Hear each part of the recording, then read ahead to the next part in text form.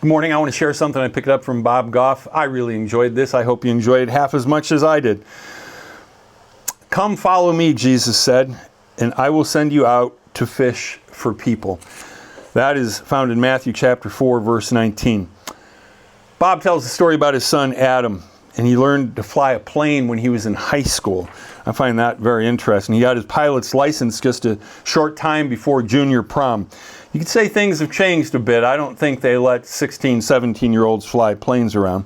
Well, back in those days, a young guy would have to muster all his courage to ask a girl to go to prom.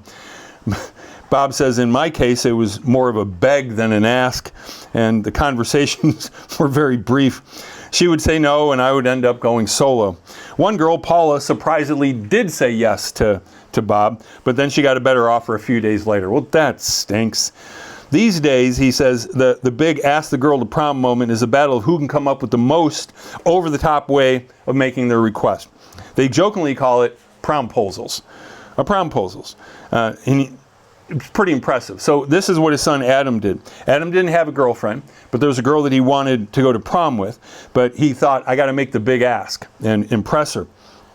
He didn't really hardly know her at all, but he got permission from her parents for him to take her out on an airplane ride. And it cost $100 an hour, okay, to rent the airplane. And as they flew over the beach at sunset, she saw the words that a couple of Adam's buddies had written in the sand, 20-foot tall letters, "Go to prom with me." Well, she did say yes, but if she'd balked, he could have done some dives and stuff. Let me ask you again. You know, I thought I heard you say no, but the correct answer, what we're looking for, is yes. Well, when Jesus decided that he wanted to invite some people to be involved in ministry with him and in life with him, he just said two words, follow me. It wasn't a promposal. It wasn't a silly thing at all, but he was inviting them to a beautiful life. I find it interesting that when I think back to when God was calling me out of who and what I would have been into a life with him and then ministry, some people view it as sacrifice. And I mean, to go on tour with Jesus, and no, I don't get to go on tour in that sense, but I think of all that he's invited me into, which is a life of purpose. It's not perfect. It's not, foolproof. It's not like, I don't have any problems. But man, what an honor. I mean, if a promposal is a big thing, how about the fact that Jesus says to us, follow me? It's a huge ask. It is a huge ask that he makes. And then think about the extravagance of God sending us sunrises and sunsets and calm lakes and roaring seas. And then he sends his very own son. Why? He's in pursuit of us. It's more than any promposal.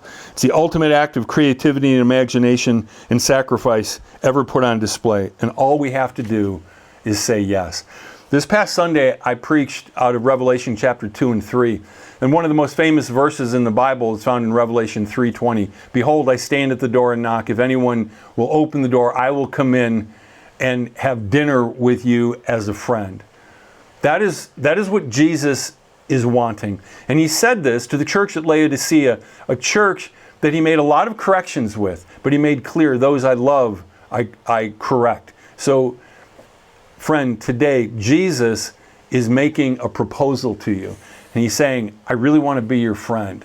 And that verse was written to Christians already. But some people are just kind of like, yeah, but I'm going to keep you at arm's length.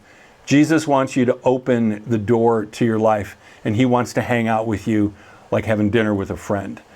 Say yes to that proposal. God bless you. Have a great week.